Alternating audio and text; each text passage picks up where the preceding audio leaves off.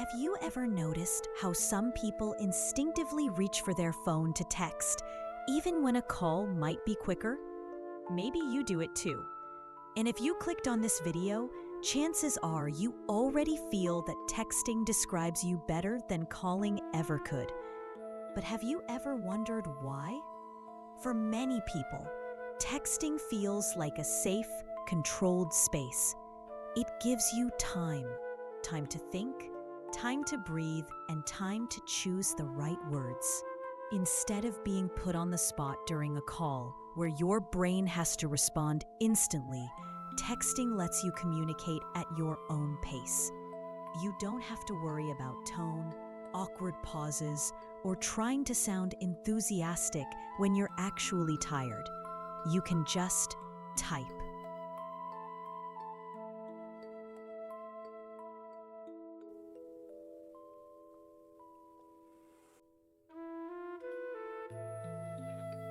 Some people prefer texting because it creates a little emotional distance.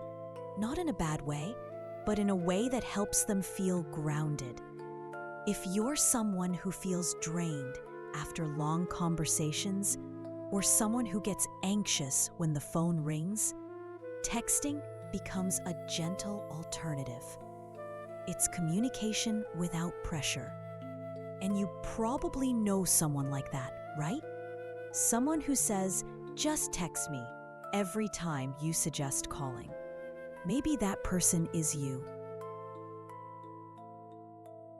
Another major reason people prefer texting over calling is control. Texting lets you stay in charge of the flow of the conversation. You can pause, think, reread, delete, rewrite, all before hitting send. It's communication with a built-in safety net. If you're someone who prefers texting, you probably like knowing that you won't accidentally say something you didn't mean or react too quickly. You get to shape your message in a way that feels right. With phone calls, everything is immediate. There's no rewind button. Once something slips out, it's out. And for many people, that's stressful. Texting also gives people the chance to express themselves more clearly. Some people communicate better in writing. They find it easier to be honest, direct, or even emotional through text. You might have noticed that you can open up more through a message than you would during a call.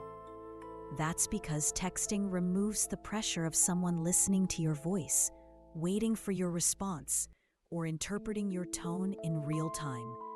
And when the conversation becomes too much, you can simply pause, take a break, put your phone down. Try doing that in the middle of a phone call. It's almost impossible. Texting lets people protect their mental space while still staying connected. People who prefer texting over calling often have a unique way of managing their social energy. A phone call demands full attention. Your voice, your reactions, your timing, your emotional presence. But texting allows you to communicate without giving away all your energy at once. If you're someone who gets easily drained by long conversations, texting becomes the perfect balance. You can stay in touch with people you care about, but on your own terms. No sudden ring interrupting your thoughts. No pressure to sound cheerful when you're not. And no obligation to keep the conversation going longer than you want. You set the rhythm.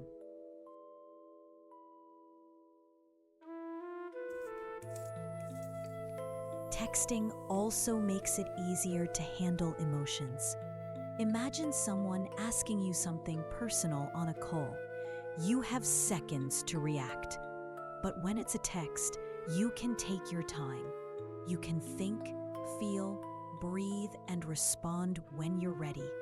It creates a sense of emotional safety, especially for people who process feelings slowly or prefer not to be vulnerable in real time. And you've probably seen this in yourself or others. Someone who avoids calls but can text paragraphs with ease. It's not that they don't care. In fact, they care so much that they want to communicate with the clarity and calm that texting provides.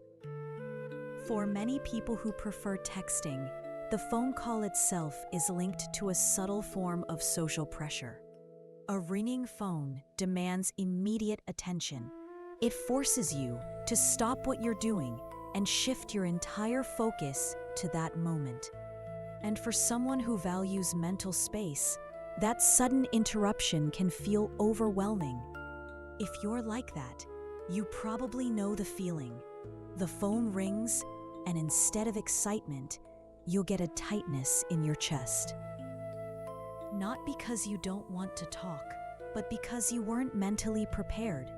Texting avoids all of that. It gives you room. It respects your pace. It allows you to answer when you're ready, not when someone else decides you should be.